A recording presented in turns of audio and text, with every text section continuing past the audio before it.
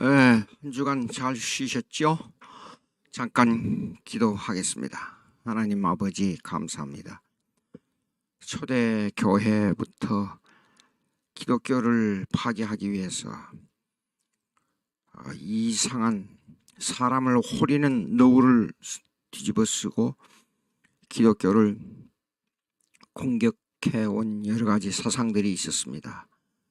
이들을 격파할 수 있도록 저희들에게 지혜를 주시고 세상 철학을 깨부수고 하나님의 말씀을 바로 세우는 저희들 될 수 있도록 도와주시옵소서. 이 한 시간도 이를 공부할 때 지혜를 주시고 서로 성령으로 말미암아 혼연일체가 될 수 있도록 저희들의 심령을 묶어 주시옵소서. 예수님의 이름으로 기도합니다. 아멘.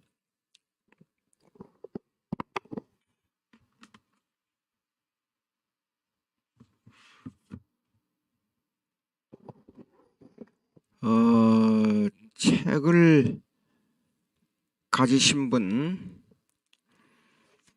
150페이지 보시겠습니다. 150페이지 구원론에 관한 얘기를 좀 하겠어요.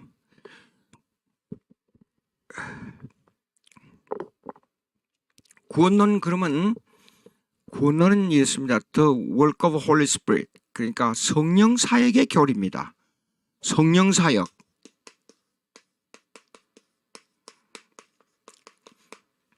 성령 사역의 교리를 구원론이라 그럽니다. 그러면 여러분들이 예수 믿기 전에 이제 성령께서 이렇게 하십니다. 성령께서 배경을 예수를 믿을 수 있도록 성령께서 배경을 공작하십니다. 공작. 예. 무슨 말이냐 그러면 전도자, 나를 이끌 수 있는 전도자를 보내준다든지 또 그 다음에 주위 환경을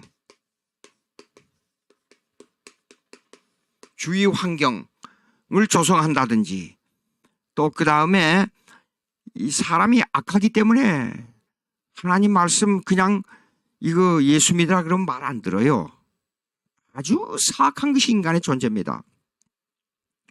악하기 때문에 말을 안 듣기 때문에 나에게 사업을 망하게 한다든지 또 나아가서는 여러 가지 방법이 있어요. 건강을 해치게 한다든지 이런 조성을 해요.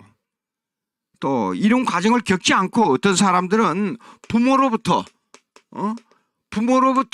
신앙을 물려받는다든지 이런 걸 성령께서 직접 조성하십니다.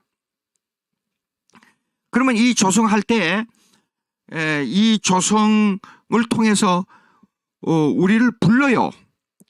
이제 그걸 갖다가 콜링, 소명이라 그러죠. 콜링, 소명. 하나님께서 불러요. 소명. 소명. 이 소명은 외적 소명과 내적 소명이 있어요. 외적 소명. 그 다음에 내적 소명. 내적 소명은 효과 있는 소명이라 그래서 effectual calling. 예?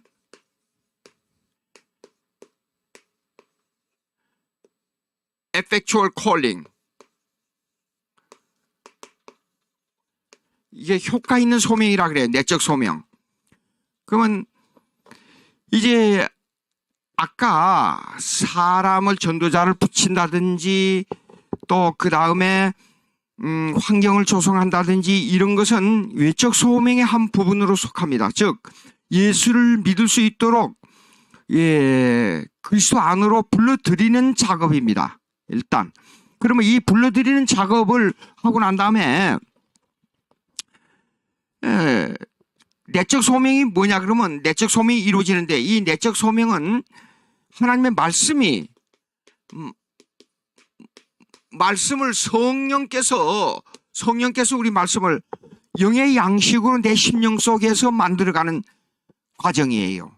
이걸 내적 소명이라 그래요. 그러니까 하나님의 말씀이 내 구원을 얻는 데 있어서 이것이 실제적 영의 양식으로 변하도록 만듭니다. 그걸 내적 소명이라 그래요. 그러면 이 내적 소명은 사실상 구원이 이루어지고 있는 과정이에요. 내적 소명은요. 그러니까 이 성령으로 말미암아 하나님의 말씀이 영의 양식으로 변하잖아요.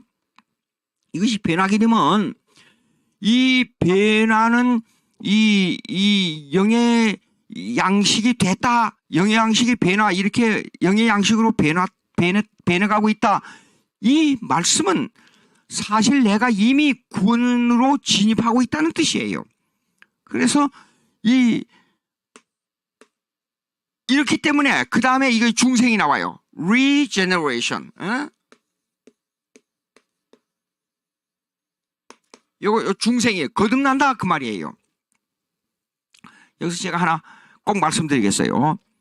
옛날에 제가 미국으로 유학하기 전에 한참 그 성령한 권신찬 씨라는 분이 나와가지고 구원을 강조하는 그 구원에 대한 인식론을 강조한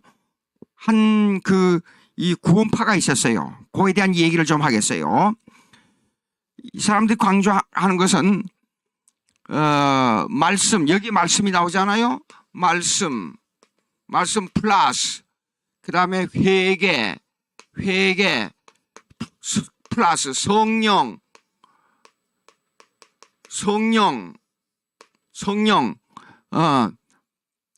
플러스 시간. 그래서 이걸 구원, 이런 등식을 성립시키는데, 쉽게 말해서 이렇습니다.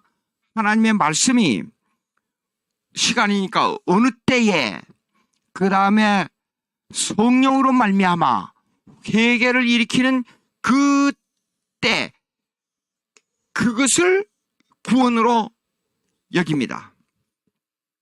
예. 그러니까 어느 날 어느 시 어느 때에 내가 하나님의 말씀으로 말미암아 성령의 능력으로 깊은 회개를 했느냐, 그 때가 바로 구원받은 때라. 그렇게 말을 합니다. 이 경험이 있느냐? 근데 이제 이런 일이 있었어요. 차를 타고 가다가 기차에서 제가 사람을 만났어요. 그래서 제가 무슨 일이 있어서 성경을 이제 보고 있었습니다. 그러니까 저를 보고 둘이 와서 그러더라고요. 예수 믿느냐고. 그래서 예수 믿는다고. 근데 대뜸 저에게 묻는 말이 구원받았습니까? 그래요. 구원받았다고. 구원에 확신이 있느냐? 확신이 있다고. 그러니까 그러면 그 구원받은 날짜가 언제냐 그래요. 글쎄 날짜는 잘 모르겠는데 내가 몇 년도에 세례 받기 전에 몇 년도에 이런 일이 있어서 내가 구원받은 걸 확신한다고. 그러니까 어느 때 어느 시 성경 말씀으로 말미암아 회개해가지고 회개한 날짜가 언제냐고, 그걸 구체적으로 그때가 언제냐 이걸 대라는 거예요. 글쎄 그거는 내가 잘 모르겠는데 하여간 몇 년도에는 내가 구원받은 거 확실하다고. 그러니까 저를 보고 이렇게 대뜸 물어요. 육신의 생일을 아느냐고 그랬어요. 육신의 생일을 안다고. 몇 년 몇 월 며칠 내 생일을 알 수밖에 없지 않느냐고. 그랬더니 아니 육신의 생일을 알면서 그렇게 중요한 영혼의 생일을 왜 모르냐고 그래요. 그래요. 가만히 생각하니까 그럴듯한 것 같기도 해요. 그래서 가만히 생각하니까 아니 육신의 생일도 내가 이제 인식이 잘하고 내 지혜가 자람으로 말미암아 우리 부모님이 어느 날 어느 시 가르쳐줘서 제가 알지. 제가 태어나면서 어머니 내가 1971년 1월 1일 날 태어났지요. 그러고 엥 하고 울면서 그걸 느끼는 사람이 누가 있느냐 그 말이에요. 그래서 제가 반문했죠. 당신의 육신의 생일을 태어나면서 육신의 생일을 알고 태어났어요? 그나 어머니 뱃속에서 딱 이 세상에 나오면서 나올 그때에 내가 몇 월 며칠 태어난 것을 인식하고 나왔어요? 제가 그렇게 물었지요. 그렇게 대답을 못 하더라고요. 여보세요. 육신의 생일도 내가 자란 다음에 내 인식이 지혜가 자랐을 때 부모님이 나를 가르쳐줘서 알지 내가 어떻게 압니까? 예? 육신의 생일도 하물며 그래 하견이와 영혼의 생일은 이걸 갖다가 이 구원이라는 것은 이렇습니다. 이 신비적 결합이라 그래요. 미스티컬 유니온.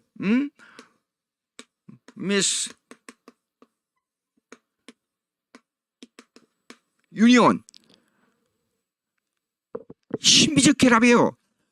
요한복음 3장에 잠깐요. 요한복음 3장 8절 한번 찾아보세요. 요한복음 3장 8절.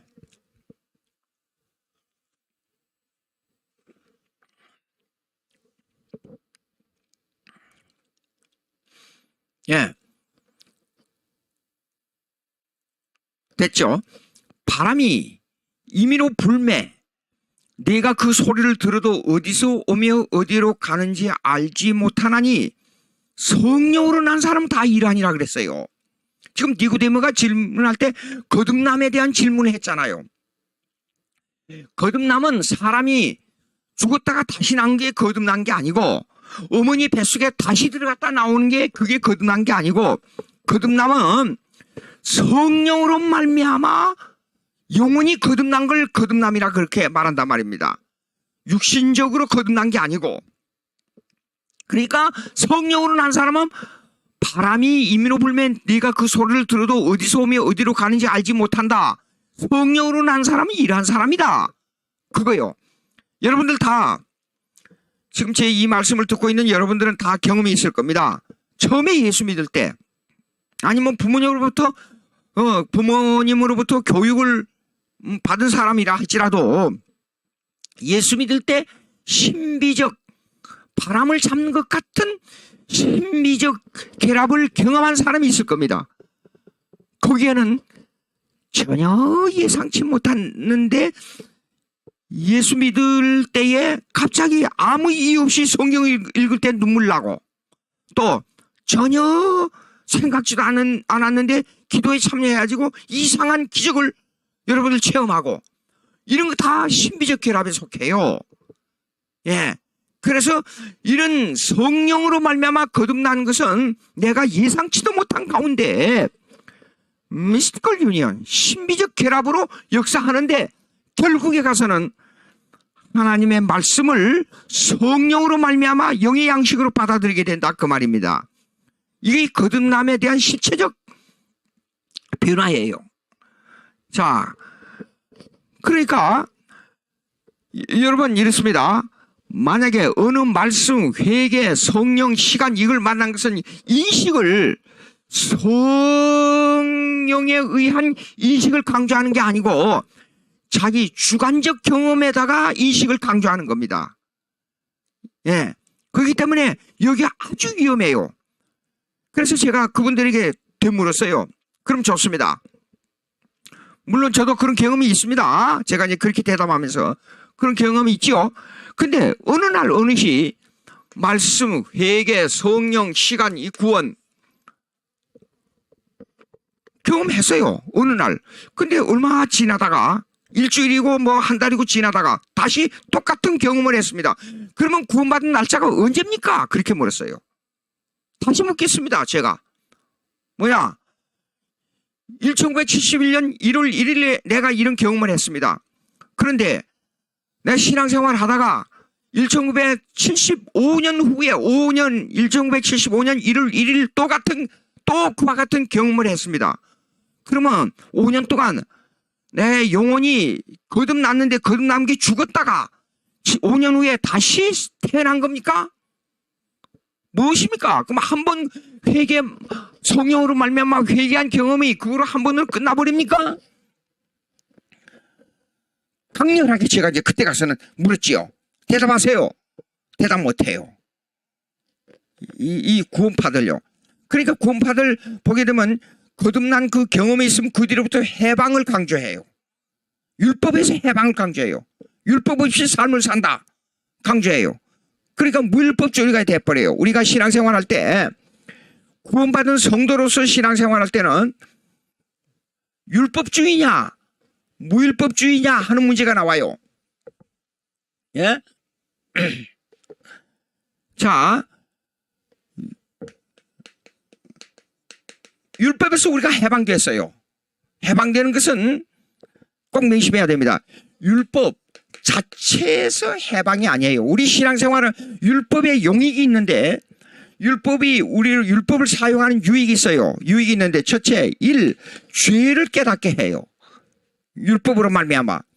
법에 기준이 있어야 내가 누군가를 알 수 있잖아요.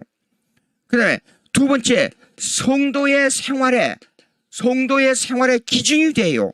그래야 교회가 질서가 생길 수 있고, 그 다음에 세 번째, 시민법의 모든 많은 시민법의 기준이 돼요. 예. 그러니까 이런 율법을 사용하는 유익이 있는데 이 유익이 있기 때문에 율법 자체에서 해방이 아니고 우리가 율법에서 해방됐다는 것은 율법이 가져다 주는 정죄, 즉 이 저주에서 해방이에요. 우리가 율법에. 그렇기 때문에 자칫 잘못하면 이걸 오해하게 되면 어떤 문제가 생기느냐, 무율법주의로 떨어질 수 있단 말입니다. 무율법주의로. 예? 그러면 신앙생활이, 교회 생활이고 신앙생활이 질서가 없어지고, 회개가 없어지고, 구원받은 성도는 회개를 일생에 죽을 때까지, 회개하면서 사는 생활이 돼야 돼요. 그래야 우리가 경건해지고, 우리가 믿음이 더해지는 거예요. 회개와 믿음은 회심에 속하기 때문에 회개와 믿음은 계속 지속적으로 나가는 겁니다. 자, 그러면 무율법주의에 반대해서 그 다음에 율법주의가 있어요. 율법주의.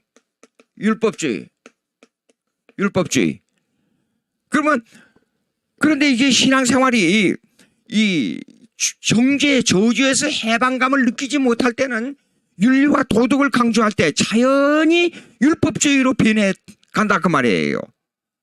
예. 그리고 생활을 너무 강조하다 보면 회개를 강조하지 않는 생활을 강조하다 보면 율법주의로 흘러버려요. 언제나 우리는 철저하게 우리의 신앙생활이 율법에 기초를 둬야 되지만은 거기에 꼭 첨가되어야 될 것이 뭐냐 그러면 회개와 믿음이에요. 그러면 여기에 또 반대해서 그 다음에 자율주의가 있어요. 자율주의. 이것은 뭐냐면 스스로 성경에 없는 룰을 정해놓고 거기에다가 신앙생활을 맞추는 거예요. 또 그 다음에 또 하나 그 다음 타율주의가 타율주의. 타율주의. 이건 뭐냐 그러면 교회 생활을 할 때에 성경에 없는데 교회에서 룰을 정해가지고 그 룰을 통해서 이 신앙생활을 해야 된다. 이것이 타율주의예요. 그러면 우리는 율법을 선용하는데 율법 아래 순종하는데 이 율법의 선용의 방법은 뭐냐 그러면 신율주의라 그래요. 신율주의. 예, 요 믿음의 신율주의가 아니고 하나님 중심의 룰을 따라서 신앙생활하자 그 말이에요. 믿음 플러스 율법이라는 개념도 포함되지만은 물론 믿는 사람이 율법에 기초해서 신앙생활을 해야 된다. 그거 맞지만은 우리는 하나님께서 정한 성경에 따라서 우리가 신앙생활을 해야 된다. 그래야 올바른 회개가 나온다. 그겁니다. 근데 요 개념을 깨풀어버린 것이 지금도 말 들으니까 그 무리들이 있다 그러더라고요. 이 구원파 무율법주의 개념에 강해요. 여기는요. 예, 그런 신앙생활을 우리가 교회에서 신앙생활을 하는데 성경에 대한 율법이 없으면 우리가 어떻게 질서를 잡을 수 있어요? 무율법주의는 대단히 위험합니다. 예, 이 룰이라는 것은 아주 중요합니다. 만약에 여러분 이 신앙의 자유를 누린다 하는 것은 어떤 의미에서 율법이 자유를 갖다 주지 타율주의나 율법주의나 무율법, 타율주의, 자율주의, 율법주의, 이것이 우리의 자유를 주는 게 아니에요. 하나님의 말씀인 성경은 우리에게 자유를 갖다 줍니다. 무슨 말이냐 그러면 여기 이 법이 이렇게 있어요. 그러면 이 법 안에 있을 때 자유를 누려요. 우리가 법 안에 있을 때 자유를 누린다는 말은 하나의 욕을 다른 방향으로 전환해 보겠습니다. 날아다니는 법을 떠난 것이 잠자리예요. 그 잠자리는 뭐냐면 그 날아다니는 법을 파괴하고 떠났다 하는 말은 그 잠자리가 거미줄에 걸렸다는 뜻이에요. 그러니까 거미줄에 걸린 잠자리를 보고 자유롭다 말하는 사람은 없어요. 그렇지 않아요?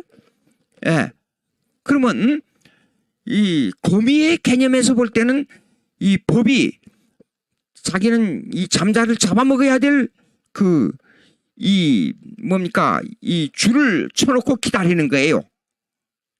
그런데 날아다니는 이 자유로운 법에서 어디로 파고들었냐 그러면 다른 데로 파고들 가다가 거미줄에 걸렸어요. 사람으로 말하겠습니다. 사람으로 말하면 이것입니다. 지금 고속도로가 100km 달리는 고속도로가 있습니다. 근데 이 100km 안에서 달릴 때는 자유로 양심의 자유, 마음의 자유를 누리고 차를 몰고 가고 있어요. 그런데 150km로 좀 달리고 있어요. 근데 경찰이 와서 교통법규에 의해서 당신은 과속을 했기 때문에 이 벌금을 매기겠습니다. 면허증 내놓으세요. 그러면 운전자가 나는 자유를 누리기 위해서 150km로 달렸는데 왜 벌금을 매기느냐? 그렇게 말할 수 있어요? 법은 자유를 주기 위해서 모든 사람, 이 도로가 지금 달리는 이 넓이, 그 다음에 자동차, 그 다음에 이 조건, 환경 조건에 따라서 이 도로는 100km가 최대 속도다. 법이 정해진 거예요. 서울 시내에서 차들이 많이 다니고 신호등이 많은데 거기다가 100km 달릴 수 있다고 법을 정해놔 봐요. 이건 무질서예요. 이건 법이 아니에요. 자유를 누릴 수 있는 법이 못 됩니다. 그러면 이 법은 뭐냐 그러면 서로를 견제할 수 있는 테두리예요. 이 테두리가 이렇게 있는 게 테두리가 이렇게 해요. 법이. 또 다른 방향으로 전환해 보자고요. 이 테두리는 뭐냐 그러면 여기에 양떼가 있어요. 양떼가. 여기에 양떼가 있어요. 양떼가. 이렇게. 그리고 여기는 이리떼가 있어요. 근데 이 울타리를 전부 만들어놔요. 이 울타리가 법이에요. 이 울타리가. 그리고 여기에다가 전부 망대를 지어놨어요. 이렇게 망대를 지어놨어요. 망대 위에서 활을 들고 이리떼가 오게 되면 이 망대에서 활을 쏘아서 이리떼를 죽여야 돼요. 근데 여기에 룰을 정해놨어요. 여기에 법을. 망대를 정해놨어요. 울타리를 높이 만들어 놓고 보니까 들어올 수가 없어요. 그 들어올 수 없는 이리떼는 뭐냐 그러면 이래요. 저 목동들이 우리를 못 들어가게 자유를 박탈한다. 그렇게 말할 거 아니에요? 그러면 마음대로 들어와서 이 울타리를 헐어버리고 마음대로 들어와서 양을 잡아 먹을 수 있는 게 자유예요? 이 우리 밖에서만 이리가 자유로, 만약에 쳐들어오게 되면 쏘아 죽여야 돼요. 자, 근데 양떼들은요, 이 밖에 나가서 마음대로 풀을 뜯어먹기를 원해요. 그럼 그게 자유예요? 나가면 이리떼한테 먹혀 죽는데 그건 자유가 아니에요. 그러니까 법이란 것은, 이 성경의 법이란 것은 만인을 향한 절대 기준이에요. 특별히 성도들에게는 하나님을 섬기는 데 있어서 아주 그 안에서 자유를 누리는 거예요. 미국에 윌리엄 더스라는 분이 있었어요. 근데 그분은 술, 담배를 엄청 즐겨했어요. 근데 마지막 폐암에 걸렸어요. 죽으면서 나는 자유를 박탈당했다. 이 담배를 너무 많이 피워가지고 내 폐가 망가져서 죽게 됐다. 그 마지막, 여러분 담배 피우지 마세요. 담배 피우지 마세요. 그렇게 하고 죽어갔어요. 예. 자, 그러므로 성도는요, 구원받은 성도는 하나님의 은혜로 말미암아 구원받은 성도는 생활에 있어서 마음대로 사는 게 아니라, 무율법주의로 마음대로 사는 게 아니라 룰에 의해서, 하나님의 말씀의 룰에 의해서 신앙생활이 돼야 된다, 그 말입니다. 자, 구원론에 대해서. 그러면 거듭남, 중생, 여기요, 소명 다 소명했죠. 중생 다음에 거듭났기 때문에, 그 다음에 여기에서 회심이에요. 회심은 회개와 그 다음에 신앙, 믿음, 요 두 개를 같이 포함하고 있어요. 요거는 벌커프 조직신학에 의해서 만들어진 이 순서인데, 요거는 각 신학자들마다 조금씩 차이가 있어요.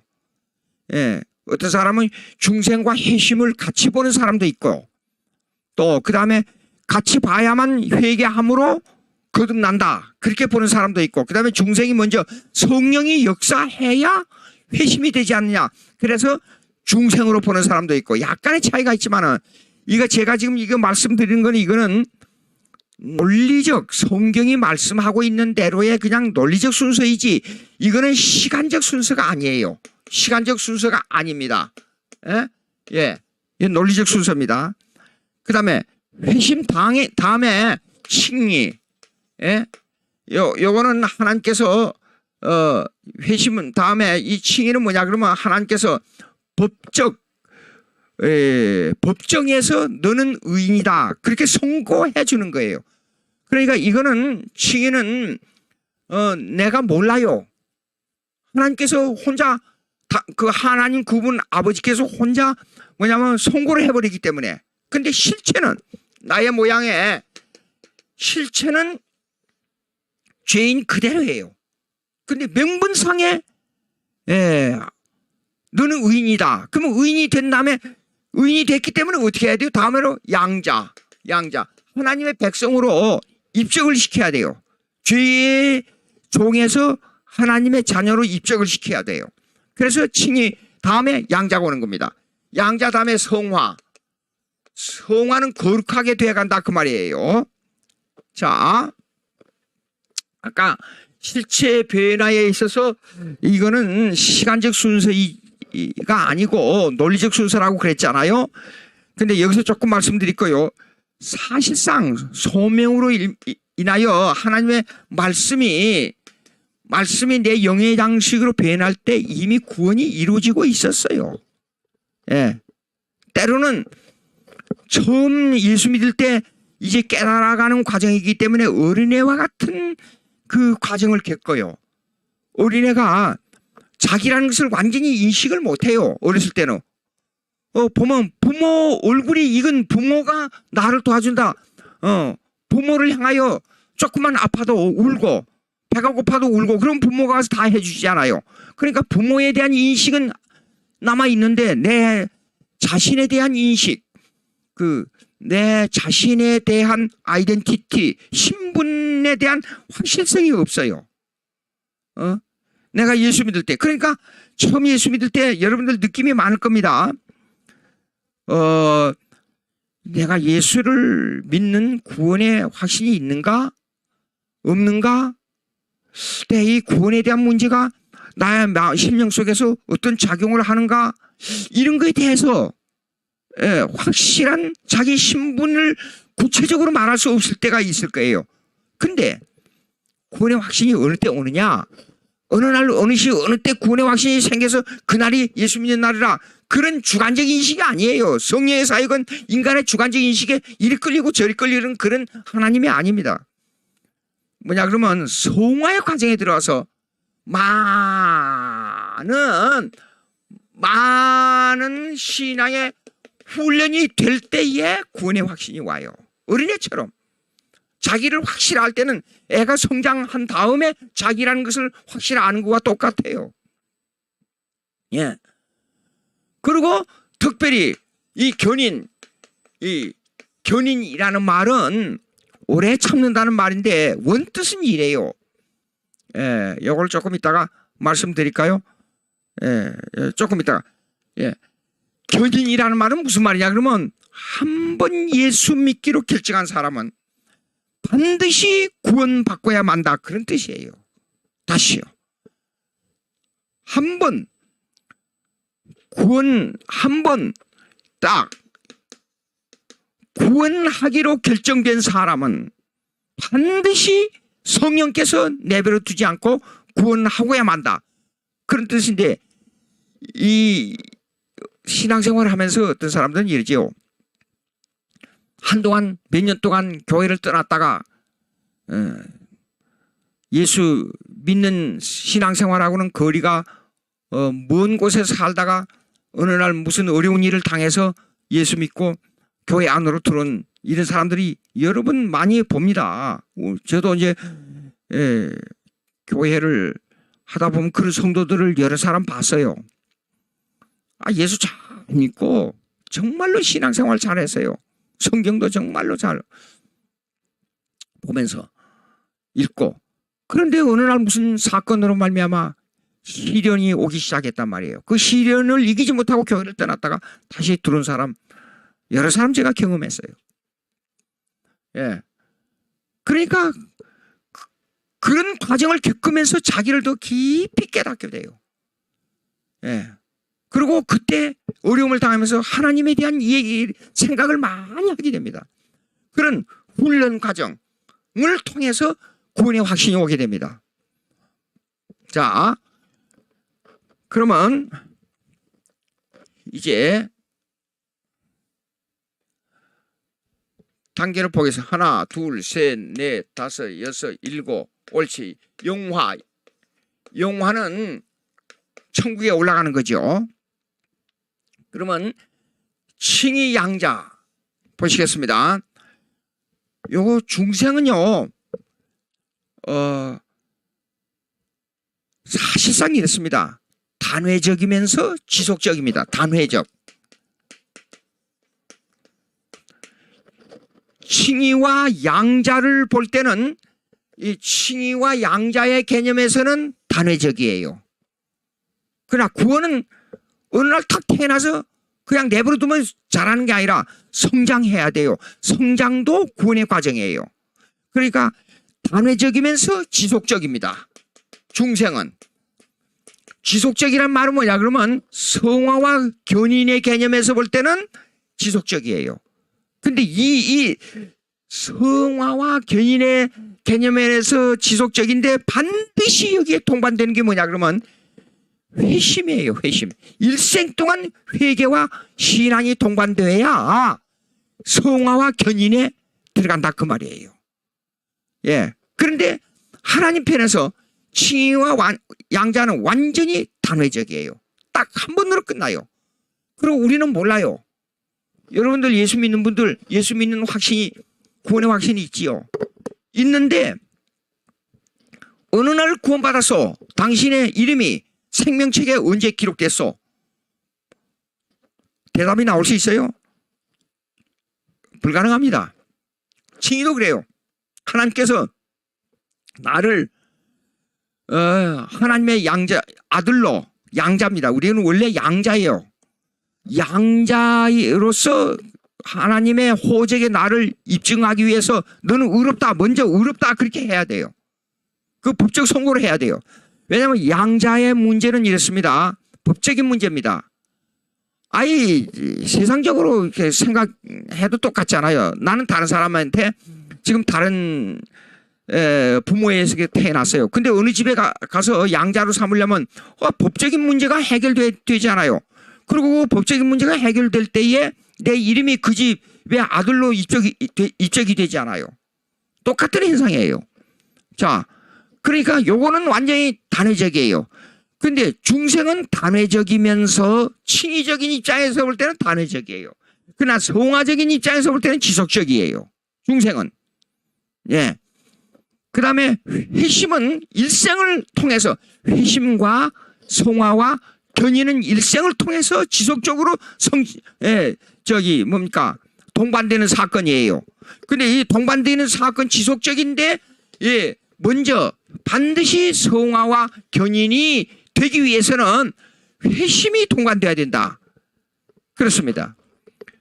그러면 이 성화 좀 생각해 보겠어요. 성화는 거룩해 간다.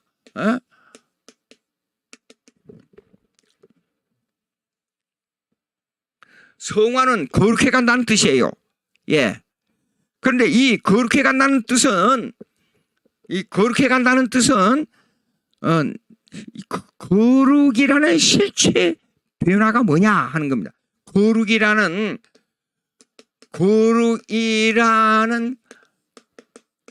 실체 변화는 뭐냐? 이 내용에 대해서 자칫 잘못하면 우리가 오해할 수 있는 분야가 있어요. 근데 이 오해할 수 있는 분야를 잘 설명하고 있는 책이 있는데, 존 머리 교수의 구원에 관한 책이 있어요. 특별히 제가 지금 읽은 책 중에서 구원론에 관한 책은 그보다 잘된 거는 못 봤어요. 존 머리.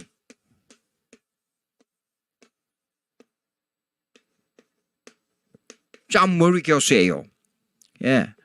미국 웨스트민스터 신학 교수인데요. 세상 떠났어요. 근데 이분이 재밌는 얘기 좀 하나 하겠어요. 이분은 하나님 앞에 먼저 양심의 약속을 할 때 나는 하나님을 위해서 은퇴할 때까지 결혼하지 않겠습니다. 그랬어요.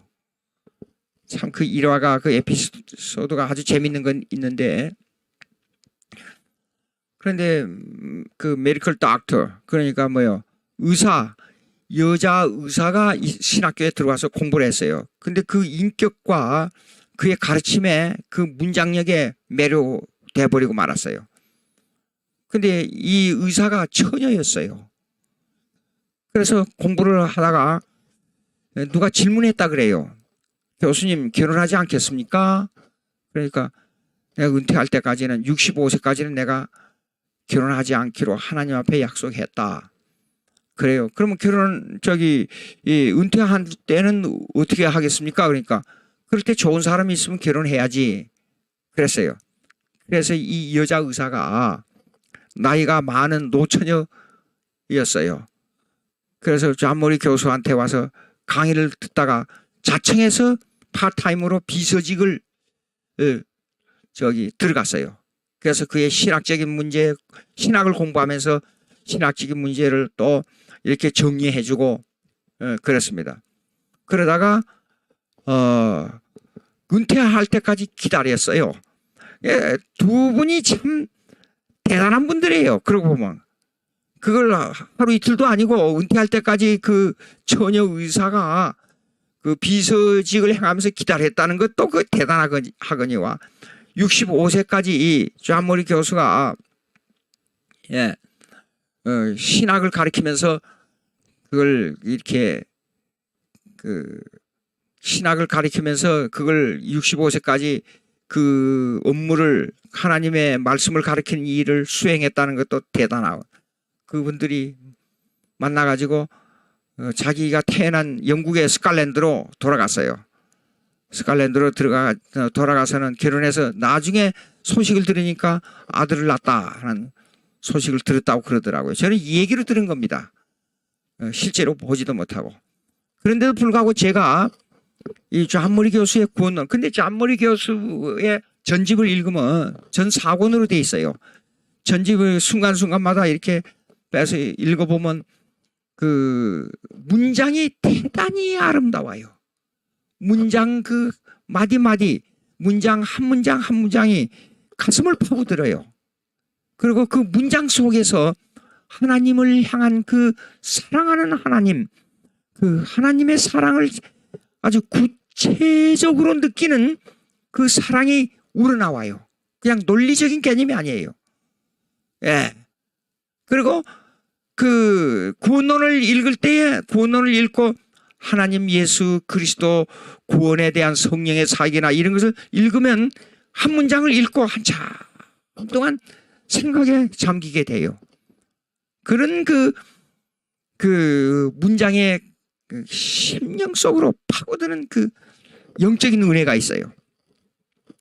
이분이 이 거룩이라는 실체 변화가 뭐냐 하는 내용이요. 아주 중요한 게 있어요. 성화는 도덕적 그 다음에 윤리적 변화가 아니다. 무슨 말이냐? 도덕적 윤리적 변화, 도덕적 윤리적인 자기의 위치를 가지고 율법을 바라볼 때는 아직도 remain sin, 그러니까 잔존죄, 내 마음속에 남아있는 죄를 더 깊이 감지하게 된다 그래요. 제가 신앙생활을 하면서 보니까 그래요. 나이가 들어갈수록 느끼는 게 뭐냐? 왜 수십 년 전에 어렸을 때 그 잘못한 생각이 지금도 가슴을 때려요. 예. 왜 그렇습니까? 인간이 못돼 먹어서 그래요. 예. 인간이 아주 나쁜 인간이에요. 예. 죄악이에요. 그러니까 이사야 6장을 보게 되면 스랍들의 천사의 그 진동하는 소리를 듣고 이사야가 나는 망하게 되었도다. 내 입술에 범죄한 이 신앙 고백을 가슴이 터질 것 같은 마음으로 신앙 고백을 했잖아요. 자신을 망하게 된 1장부터 읽어보면 이사야 1장부터 읽어보면 그 이스라엘 백성을 향하여 칼날과 같이 이 책망하고 그들을 향해서 범죄한 이 백성이여 그 강하게 외치던 그가 갑자기 굴복해가지고 자신을 망한 존재로 고백했어요. 그러면 이 성화의 실체 변화는 뭐냐 그러면 자신의 죄를 더 깊이 깨닫는 거예요. 죄인이 구원받을 수 있는 길은 어떤 경우도 율법으로나 내 행위로는 구원받을 수 없고 오직 믿음으로만 구원받을 수 있다. 그걸 더 깊이 깨닫는 거예요. 예. 그러니까 도덕적 윤리적 변화가 아니에요. 실제 자기를 돌아다볼 때, 과거를 돌아다볼 때, 이렇게 고백이 나와요. 나는 죽일 놈이다. 반드시 죽어야 마땅하도다. 사도 바울이 로마서 7장에서 고백하는데 율법에 선한 줄 알거니와 나는 로마서 7장 한번 보십시다. 로마서 7장 12절 보시겠습니다. 사도 바울의 고백을 보시겠습니다. 그렇게 예수를 잘 믿었던 사도 바울, 그렇게 자신을 헌신했던 사도 바울, 12절 보세요. 이로 보건대 율법도 거룩하며 계명도 거룩하며 의로우며 선하도다. 그런즉 선한 것이 내게 사망이 되느냐? 그럴 수 없느니라. 오직 죄가 죄로 드러나기 위해. 자 보십시오. 율법으로 말미암아 죄가 드러납니다. 내 자신을 정확하게 완전하게 바라볼 수 있는 죄를 캐낼 수 있는 능력이 있어요. 내가 아닙니다. 드러나기 위해 선한 그것으로 말미암아 나를 죽게 만들었으니 선한 그것이 뭡니까? 율법이에요. 율법이 와서 내 마음속에 와서 보니까 나는 죽을 놈이다. 이는 계명으로 말미암아 죄로 심히 죄되게 하려 함이니라. 사도 바울이 제가 아무리 예수를 잘 믿는다고 아무리 헌신적으로 하나님을 위해서 열정적으로 일한다 그래서 사도 바울만 하겠어요? 어림도 없습니다. 100분의 1도 1000분의 1도 안 됩니다. 그렇잖아요. 그런데 계명인 딱 와서 보니까 나는 심히 죄되게 나를 죄인으로 만들었구나. 그 말이에요. 그렇게 예수 잘 믿은 사도 바울이에요. 그 다음에 내려가 봅시다. 14절 우리가 율법은 신령한 줄 알거니와 내 육신에 속하여 죄하려 팔렸도다. 율법이 선입니다. 선이에요. 만약에 우리가 율법을 다 지킬 수 있다 그러면 구원받아요. 근데 문제는 뭡니까? 못 지키니까 문제가 있는 거 아니에요? 그 못 지킨다는 말이 뭐예요? 율법에 부족해요. 율법에 부족하니까 내가 죄인이에요. 그 다음에 15절 보시겠습니다. 내가 행하는 것을 내가 알지 못하느니 곧 원하는 이것은 행하지 아니하고 도리어 미워하는 것을. 원하는 게 뭐예요? 하나님 앞에 바로 되기를 원하지요. 그런데 미워하는 게 뭐예요? 죄를 행한다. 죄악된 삶을 산다 그 말입니다. 근데 16절 보시겠습니다. 만일 내가 원치 아니하는 그것을 하면 내가 이로 율법의 선한 것을 시인하느니. 여러분 보십시오. 왜 내가 죄를 범했습니다. 범해놓고 보니까 죄를 범해가지고 내 범한 죄가 죄된 것이란 것을 어떻게 알아요? 율법의 기준을 딱 비추어 보니까 율법은 선하고 나는 죄인이에요. 그걸 시인한다 그 말이에요. 17절 보세요. 이제는 내가 이것을 행하는 자가 내가 아니요 내 속에 구하는 죄인이라. 나는 뭐냐면 내 자신은 뭘 향하고 있어요? 성령으로 삶을 살기를 원한다 그 말이에요. 근데 내 속에 있는 죄는 그게 아니에요. 내 자신을 죄 아래로 사로잡아오는 것을 본다 그랬어요. 18절 보이시죠? 내 속 곧 내 육신에 선한 것이 거하지 아니한 줄을 아노니 원함은 내게 있으나 선을 행하는 것은 없노라. 아침에 일어나서 하나님 아버지 오늘은 이렇게 하고 이랬으니까 오늘 강의하러 갑니다. 가서 이렇게 하고 이렇게 하고 이렇게 합니다. 원합니다. 주님 도와주시옵소서. 기도하고 나옵니다. 그런데 가다가 무슨 일이 생겼어요. 그러면 내 욕심 챙겨요. 내 자신을 헌신한 게 없어요. 그러니까 19절 보시겠습니다. 내가 원하는 바 선은 하지 아니하고 도리어 원치 아니하는 바 악은 행하는도다. 20절 보세요. 만일 내가 원치 아니하는 그것을 하면 이를 행하는 자가 내가 아니요 내 속에 거하는 죄인이라 그랬어요. 예? 21절. 그러므로 내가 한 법을 깨달았느니 곧 선을 행하기 원하는 나에게 악이 함께 있는 것이로다. 아모리 교수가 이랬어요. 이걸 가지고 해석하면서요 이렇게 했습니다. 인간은 언제나 루메인 시인 남아있는 죄로 말미암아 무한한 투쟁을 한다 그랬어요. 즉 내가 한 법을 가지고 선을 행하기 원하는 마음이 하나님을 향해 있어요. 근데 이 잔존죄 남은 죄가 나를 계속 괴롭혀요. 그래서 그러므로 말미암아 이것으로 인해서 내가 계속 죄 아래로 끌려 들어가. 예. 그 23절로 넘어가 보시겠습니다. 내 지체 속에서 한 다른 법이 내 마음의 법과 싸워 내 지체 속에 있는 죄의 법 아래로 나를 사로잡아 오는 것을 보는도다. 근데요 이런 정도로 끝난 게 아니고 사도 바울이 이렇게 했어요. 24절 보면요 24절입니다. 오라 아주 깊은 탄식을 합니다. 나는 공고한 사람이로다. 이 사망의 몸에서 누가 나를 건져내랴. 예.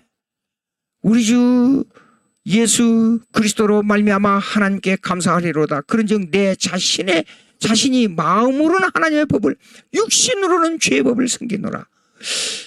근데 그렇게 공고하고 정말로 나는 죽을 형편없는 녀석이구나 그렇게 고백하는데도 불구하고 그 다음에 따라오는 게 뭔 줄 알아요? 이걸 보니까 결국은 믿음으로밖에 하나님의 은혜로밖에 구원이 이루어지지 않는구나. 그러고 나서 이젠 탄식이 변하여 환호성이 나옵니다. 그것이 바로 8장 1절입니다. 8장 1절. 그러므로 이제 그리스도 예수 안에 있는 자에게는 결코 정죄함이 없나니 이는 그리스도 예수 안에 있는 생명의 성령의 법이 죄와 사망의 법에서 너를 해방하였음이라 그랬어요. 근데 얘가 여기서 조금 이제 성경 해석학적으로 좀 말씀드리겠어요. 제가 성경 해석을 가르치면서 성경의 문장을 전부 분석해 보니까 장절을 나눈 데 있어서 연결돼야 될 것이 나누어진 게 많아요. 근데 로마서 7장 마지막하고 로마서 8장 이 처음이요 연결돼야 돼요. 근데 이게 헬라어에 보게 되면 이런 게 있어요. 여기요. 히브리어에는 조금 그런 게 좀 적게 나와요. 그렇지만은 히브리어도 마찬가지인데요. 여기에요 헬라 말로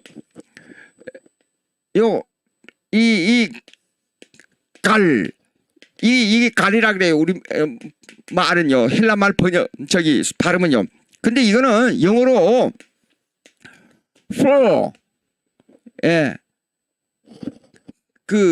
왜냐하면 그 이유로 인하여 그렇기 때문에 그런 뜻을 포함하고 있어요. 우리말로. 근데 이것 때문에 그냥 장절을 나눠버린 것이 너무 많아요. 근데 이 단어가 많이 나와요. 주기도문에 대개 나오죠. 대개도 이 단어예요. 그러면 이 대개란 말이면 앞에 문장을 요약해서 말하면 그런 뜻이에요. for니까 영어로. 예. 그런 뜻인데 어떤 사본에 보면 주기도문 어떤 사본에 보면 이 말이 나와 있고 어떤 사본에는 안 나와 있어요. 근데 우리말에는 이것이 안 나와 있는 걸 번역한 것 같아요. 그러니까 대개가 없어요. 근데 영어 성경을 보게 되면 각 영어 성경 해석이 다 틀리지만은 많은 성경은 for 대개란 말을 헬라 말을 번역해서 나온 이 성경들이 많아요. 그러니까 사실상 로마서 8장 1절은 그러므로 이것이 앞에 문장하고 연결돼야 돼요. 연결되는데 접속사 간단한 이 접속사 하나 때문에 이걸 나눠버렸어요. 그러니까 옛날에 성경 장절이 없었는데 맞소라 학파들이 이 장절을 나눴어요. 장절을 나눌 때 그냥 문장의 뜻하고는 상관없이 접속사가 있으면 그냥 접속사가 있으면 장절을 나눠버렸어요. 그 중요한 것 하나가 있습니다. 요한복음 3장 16절 하나 있습니다. 요한복음 3장 16절. 요한복음 3장 16절 한번 찾아보세요. 예. 하나님이 그런데 그 앞에 단어가 없잖아요.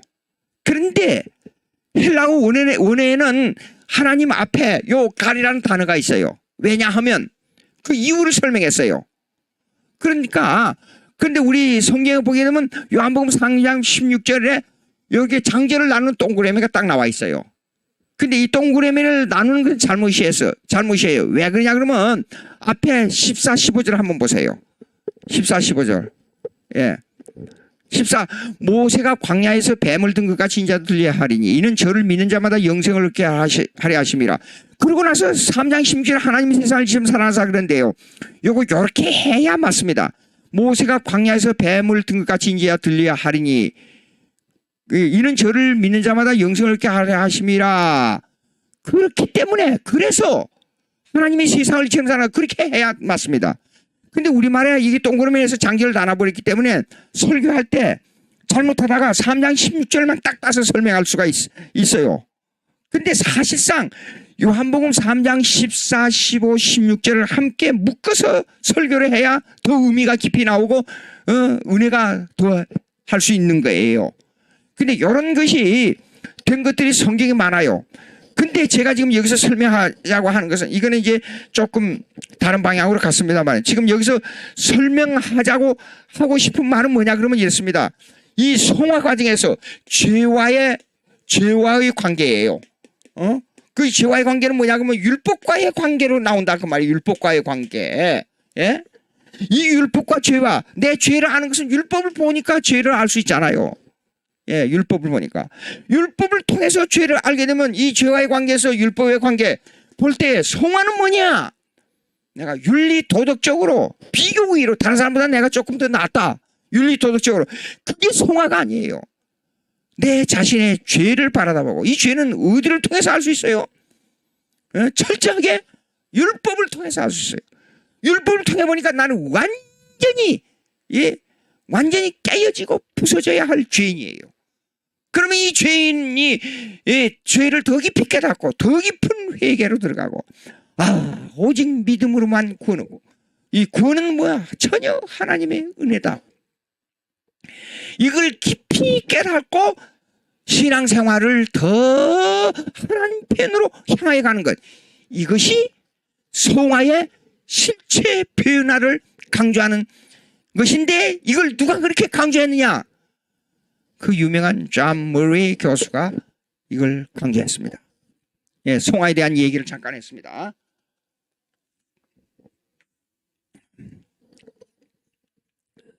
견인의 교리로 들어가겠습니다.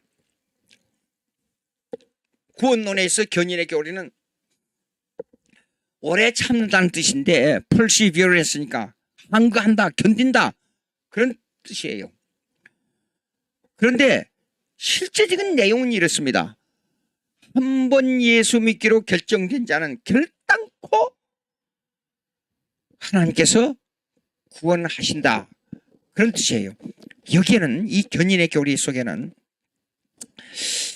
이걸 설명하기 전에 좀 이걸 얘기해야 되겠어요. 우리 한국에서는 그걸 갖다가 칼빈주의의 5대 교리라 그렇게 소개가 됐어요. 그 첫째가 인간의 전적 타락이에요. 그 다음에 두 번째 무조건적 선택,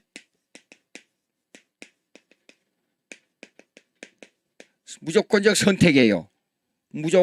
무조건 조금이고요.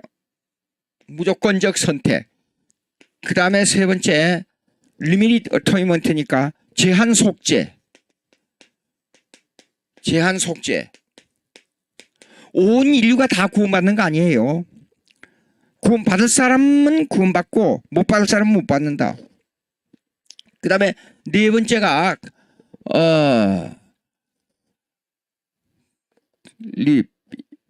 무조건적 unconditional salvation, 제한 속죄. 그 다음에 불가항력적인 은혜.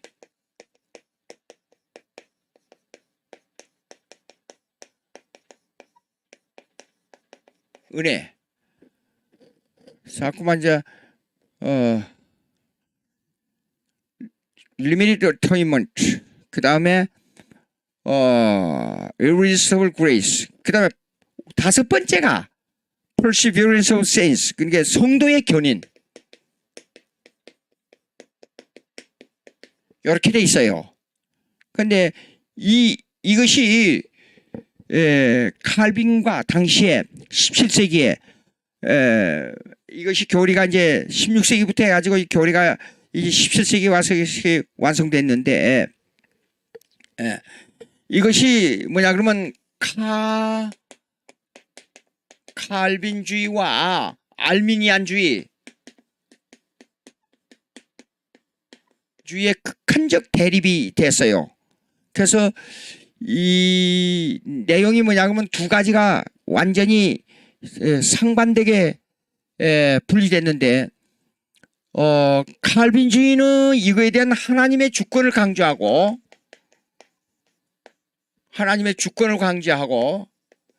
그 다음에 알미니안주의에서는 이거에 대한 인간의 의지를 강조했어요. 그래가지고 후에 알미니안주의를 강조한 그 그룹들이 처형당하고 그 다음에 평생 무기징역에 들어가고 그 다음에 성직을 박탈당하고 그랬지요. 그러면 이게 전적 타락이란 것은 인간의 부패를 강조하는데 칼빈주의에서는 이 전적 타락을 뭐냐 그러면 자력으로 전혀 하나님께 영광을 돌릴 수 없다. 그게 강조점이에요. 근데 알미니안주의에서는 이 전적 타락에 대해서 고장난 존재로 봅니다. 로마 캐토릭하고 신학의 관점이 비슷해요. 인간을 고치면 된다. 고장난 존재로 봤어요. 그 다음에 무조건적 선택은 뭐냐 그러면요, 칼빈주의에서는 이걸 이렇게 봅니다. 이걸 쌍방예정이라 그래요. 이렇게 이제 사람들이 전부 이렇게 인류가 이렇게 다 있다고 뭐 사람이 뭐 수십억이 되지만은 이렇게 사람들이 있습니다. 근데 쌍방예정은 칼빈주의에서 말하는 쌍방예정은 요거예요. 이 사람은 구원 얻기로 하고 이 사람은 버리기로 하고 요렇게 다 결정됐다 이겁니다. 한 사람도 빠짐없이 어떤 사람은 버리기로 어떤 사람은 구원 얻기로 요렇게. 그러니까 하나님의 예정을 구원을 얻을 사람과 버릴 사람 양쪽 다 결정했다. 이것이 쌍방예정이에요. 근데 많은 사람들이 지금 잘못 오해하고 있는데 일방예정을 강조하는 분들을 예정론으로 보고 있어요. 근데 그게 아닙니다. 일방예정은 뭐냐 그러면 이렇게 많은 사람들 중에 여러 사람들이 있는데 이 중에 다 버리기로 이미 결정된 상황이지만은 이 사람들을 구원하기로 결정했다. 이것만 예정론으로 보고 있어요. 근데 이 사람들이 이 버릴 사람들은 예정론에다가 가입을 안 시킨다 그 말이에요. 그리고 구원 받을 사람만 예정론에다가 가입을 시킨다 그 말이에요. 근데 그건 이 성경에서 말한 게 아니에요. 로마서 9장 보십시오. 나는 에서는 미워하기로 하고 야곱은 사랑하기로 했다. 양쪽 다 그렇게 말하고 있어요. 미워할 사람 결정되고 사랑할 사람 결정하고 그것이 예정론이 성경적 예정론이에요. 그래서 이걸 쌍방예정이라 그래요. 근데 알미니안주에서는 이 예정론을 이중예정으로 말합니다. 쌍방예정이 아니고 이중예정은 뭐냐 그러면 이렇게 합니다. 선택에 있어서 이 사람들이 많이 있으면 인류에 대한 조건을 두고 예정했다. 조건적 예정이에요. 조건적 예정. 그래서 그 중에서 그 조건에 합당한 사람은 구원하기로 결정했다. 이거는 성경이 말한 예정론이 아니에요. 창세 전에 여기에 서 있는 김양준은 예수 믿기로 결정했다.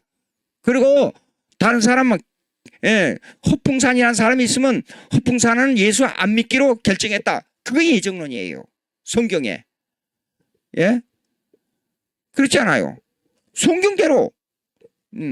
그 다음에 제한속죄라는 것은 여기에 2번하고 관계가 있어요. 제한속죄.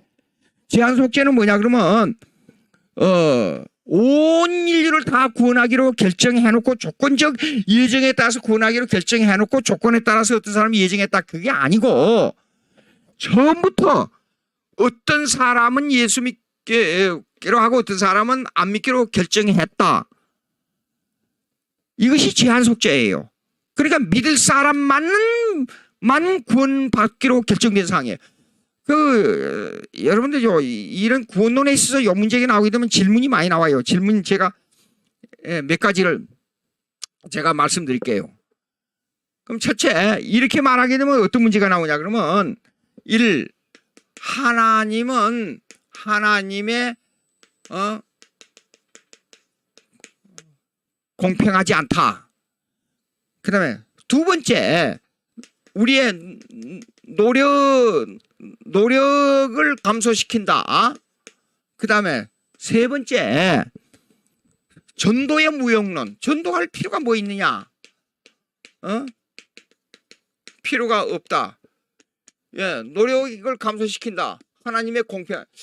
이렇게 말합니다. 그런데 여러분, 하나님은 공의의 하나님이기 때문에 공의를 나타내기 위해서는 하나님의 사랑, 그러면 하나님의 사랑, 그러면 믿음, 은혜, 구원, 여기에다가 한 선을 만들 수 있어요.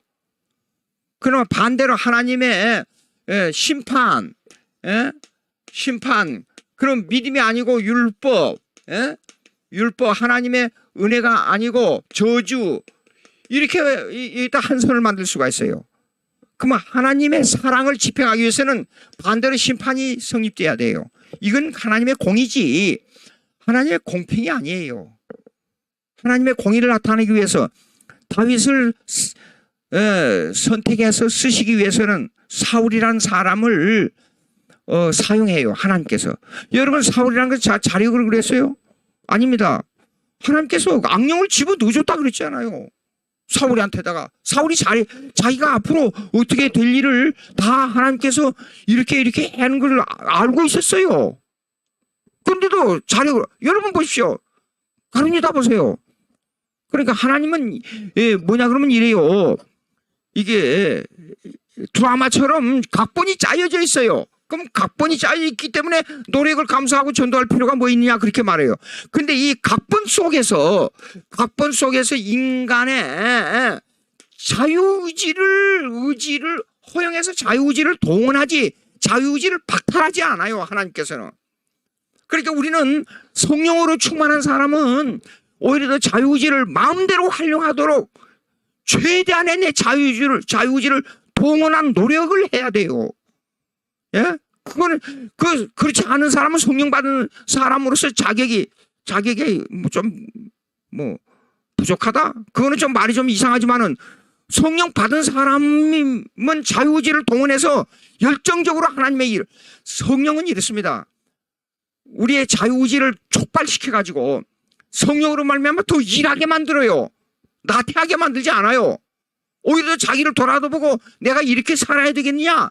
이건 안 된다. 자기를 책망하게 만들어요. 예? 난 옛날에 과거를 돌아다보면 게을렀던 것을 생각해보고, 야, 내가 그때 왜 그렇게 게을렀는가? 지금 같은 마음이, 예? 그때 젊었을 때 좀 나왔으면 얼마나 좋을까? 이런 생각을 수없이 합니다. 자, 그러니까 하나님은 공평의 하나님이 아니고, 그 다음에 공의의 하나님이에요. righteousness. righteousness.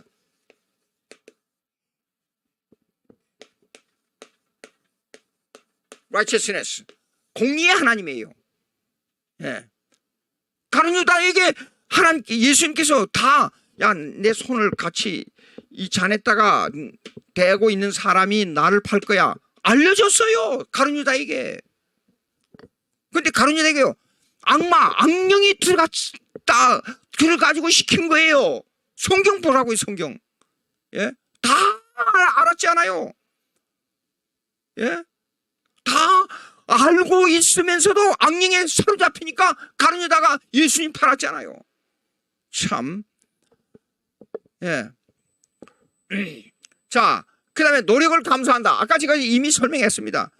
성령으로 거듭난 사람은 있잖아요. 자기에 대한 오히려 더 반대입니다. 노력을 더 감수한 게 아니라 노력을 증진시켜요. 야, 성령이 감동하면 이렇습니다. 내가 이래서는 안 되겠다. 야, 하나님, 내 삶이 이 생에서 삶으로 끝나는 것이 아니다. 반드시 하늘나라와 연결된다. 여러분, 성경 보십시오. 성경. 구약의 역사를 통해서 예언했잖아요. 그럼 그 역사는 미래를 예언했어요. 그리고 그 예언은 또 역사적으로 이루어졌어요. 그러면 그것이 그 복음이 내게 왔어요. 그러면 나도 똑같아요.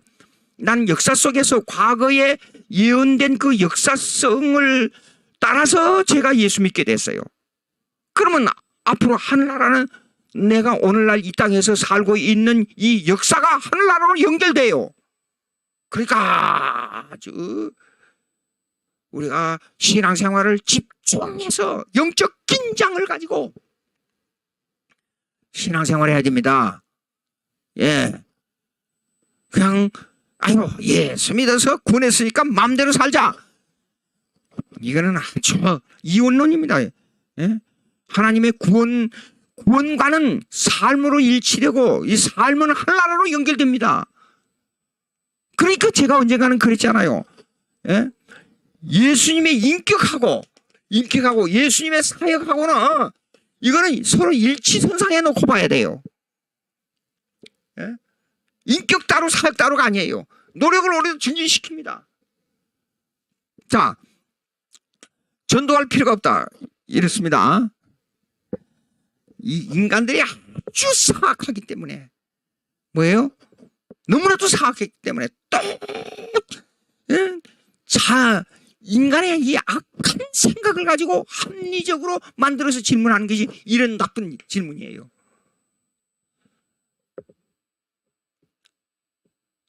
성경대로 믿고 구원받은 사람, 예, 다른 사람을 예수 그리스도 안으로 끌어들이기 위해서 어떻게든지 전도하려고 그러죠. 왜 그래요? 예? 이 많은 사람들 여기 있잖아요. 그럼 이 중에서 하나님의 예정은 하나님의 주권, 보이지 않는 교회, 천상의 교회라 그래요. 그러면 예수 믿어야 할 사람은 하나님은 다 알고 계세요. 근데 우리에게는 알려주지 않았어요. 왜 그래요? 하나님은요, 너무 난 이런 걸 생각할 때 너무 말할 수가 없는데 누가 예수 믿을 사람을 안 알려주고 너희들 가서 하나님께서 맡겨준 사명 다 해라. 그럼 사명한 것은 하나님은요 반드시 내가 안 하면 다른 사람을 시켜서도 일합니다. 이 사람이 구원 얻어요. 그럼 내가 안 하면 뭐예요? 하늘에 상이 없어요. 그러니까 내가 이 땅에서 하나님의 일을 함으로 말미암아 각본에 의해서 나에게 일을 시키고 각본에 의해서 예수 믿게 하고 각본에 의해서 하나를 가게 해요. 그래 놓고 상은 누구에게 줘요? 우리에게 줘요. 우리가 노력함으로 말미암아. 그렇게 하기 위해서 예수 안 믿는 사람과 믿는 사람은 누군지 알려주지 않았어요. 그러니까 우리는 믿는 사람인지 안 믿는 사람인지 갖다가 전도해. 그러면 그 상은 누가 받아요? 고린도전서 1장 2장 읽어보세요. 나무가 자라잖아요. 씨를 뿌린 사람이 있어요. 예. 열매를 못 거둬요. 그래 거름을 줘가지고 물을 줘서 자라게 한 사람이 있어요. 이것도 열매 못 거둬요. 근데 어떤 사람은 열매를 따가지고 오는 사람이 있어요. 이 사람은 이 사람대로 상 받고 이 사람은 이 사람대로 상 받고 이 사람은 이 사람대로 상 받아요. 씨 뿌린 사람은 노력하지 자기가 받아먹을 거 아무것도 없어요. 근데 사실상 이 사람들이 더 상을 받을 수 있다 그 말이에요. 인간적으로 생각해 보자고요. 주기철 목사님이나 손양호 목사님 같은 분은요. 자기들이 씨만 뿌리고 예? 기독교 복음을 지키기 위해서 목숨을 걸어서 순교했어요. 예. 근데 이분들이 인간적 목회적으로 보자고요. 큰 교회 했어요. 평생을 고생하고 정말로 먹지 못하고 입지 못하고 매 맞고 고통당하고.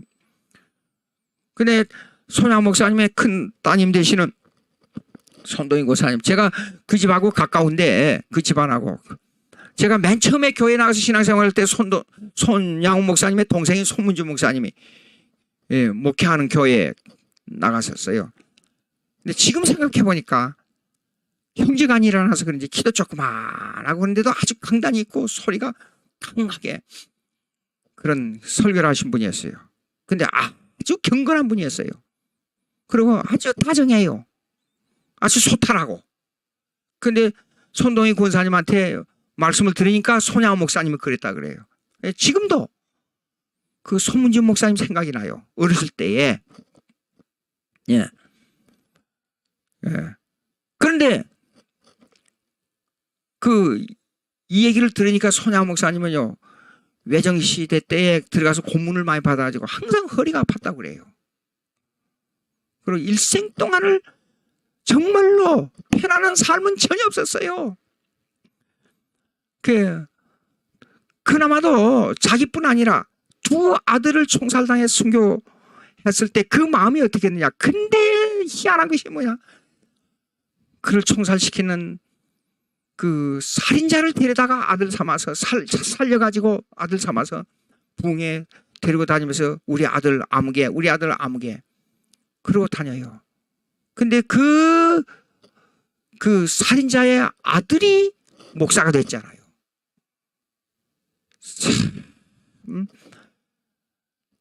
그 생각해보면 저는 이렇게 생각해요. 그게 가능한 일인가? 사람으로서 가능한 일인가? 암만 생각해도 저는 불가능하다고 봐요. 어떻게 그게 가능한가? 자신도 순교하는 것도 내버려두고 두 아들 순교자 살인자를 데려다가 아들 삼아서 데리고 다니면서 붕해를 하면서 그래 나중에 이 얘기를 들으니까 이래요. 손양 목사님이 살아계실 때 따라다니면서 보호를 받았어요.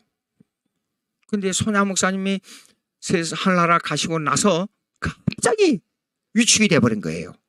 그래서 어두운 곳에만 찾아다니고 양지로 나타나지를 못했다고 그래요. 그럴 수밖에요.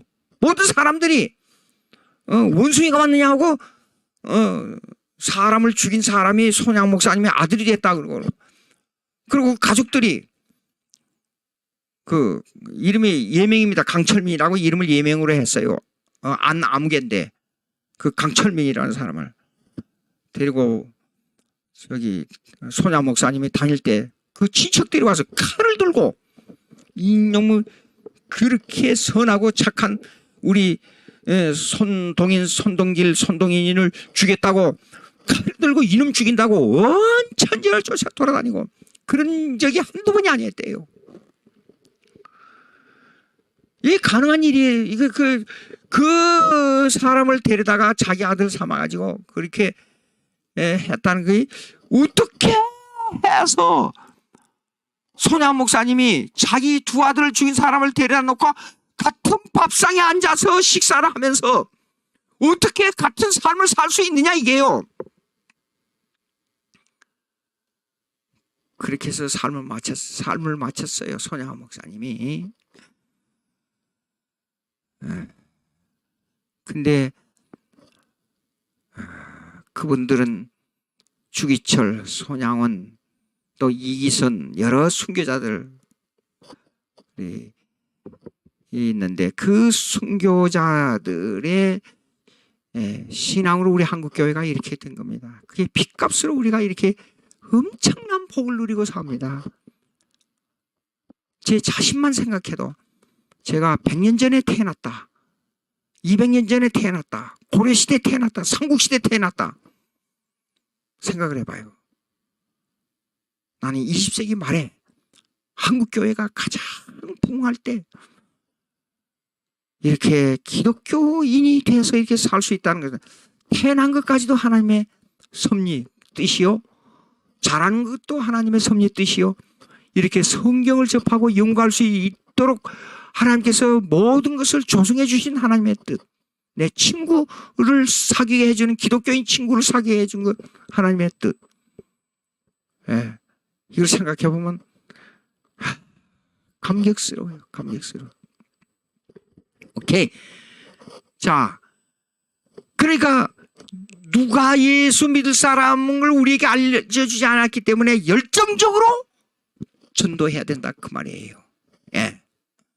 자, 그러면 이제 요거는 이제 구원론의 서정이라 그래요. 요걸 이제 이게 이렇게 이제 개략적으로 설명했습니다.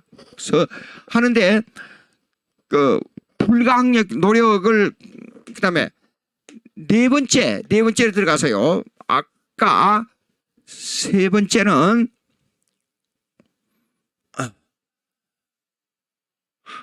두 번째, 맨 처음에 limited atonement, 그 다음에 두 번째 unconditional selection.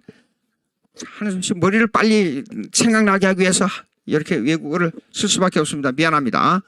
unconditional selection, 그 다음에 limited total, 이건 아닙니다. total depravity, 전적 타락, limited atonement, 제한 속죄 했지요.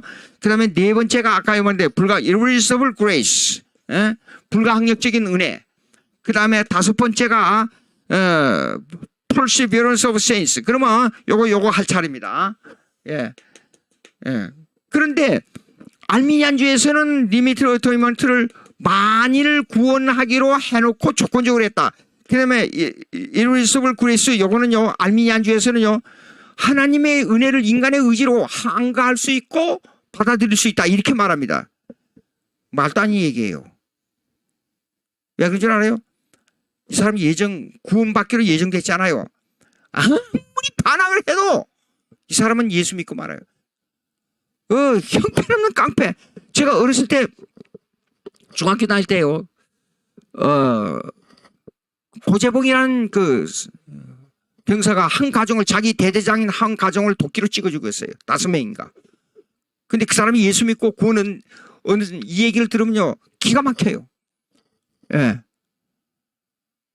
근데 이 사람은 예수 믿게 하기 위해서 한 가정을 죽인 역사를 이끌어갔다 그 말이에요. 그 우연이 아니라 그 말이에요. 하나님의 뜻 가운데 있다 그 말이에요. 구원받기로 결정된 사람은 아무리 내가 한글을 해도 예수를 믿을 수밖에 없어요. 아이, 성령이 어떤 분인데 내가 한글을 한다고 성령이 그거 일을 집행을 안 하고 그래요? 성령이 어떤 분인데, 성령의 역사는요, 인간의 의지를 완전히 꺾어버려요. 예? 성령을 무섭게 하는 죄예요, 잘못하면. 그 다음에 성도의 견인은 아까 말씀드린 대로 한 번 구원 얻기로 결정된 사람은 반드시 구원하기로 역사하신다. 예. 그 5가지를 얘기를 말씀드렸습니다.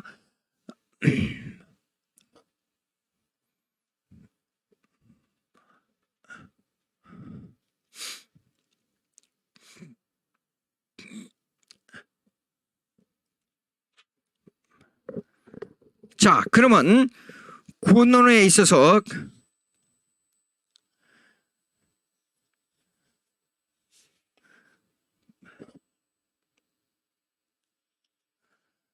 그 정도로 하고요. 구원에 차서 여기에 있어서 우리가 조금 생각할 게 있는데 이것을 해야 될까? 요거 그냥 넘어가도 되겠어요. 근데 10분이 남았는데 10분 남았죠? 예. 이거 하려면 시간이 좀 그래서 안 되겠어요. 요걸 좀 여기서 하고 교회론을 다음 시간에 해야 되겠네요. 교회론 하려고 그러면 또 그래도 시간이 아까워서 요것만 하겠습니다. 교회론에서. 예, 교회론에 있어서 요거 교회 원리만 좀 얘기하겠어요. 교회는 천상의 교회와 지상 교회가 있어요. 이 천상의 교회는 불가견 보이지 않는 교회. 근데 지상의 교회는 가견 교회 보이는 교회. 불가견 교회는 뭐냐 그러면 예정된 백성을 말해요. 예정된 백성. 예. 그 다음에 가견교회는 예정되지 않는 사람도 들어와요. 예. 예정되지 못한 사람도 있어요. 지상교회는. 그러니까 불신자도 교회에 나온다 그 말이에요. 그러나 하나님만 아는 멤버는 천상교회 불가견교회예요. 불가견교회. 예. 그리고 이 천상교회는 우주론적 교회라 그래요. 우주적 교회라 그래요. 근데 요거는 이제 지상교회, 가견교회, 예정된 교회는 이건 지역교회라고 봐요. 그러나 참된 교회는 천상교회예요. 참된 교회는 하나님만 아는 교회. 근데 여기서요, 교회 밖에 구원이 있습니까? 교회 안에만 구원이 있습니까?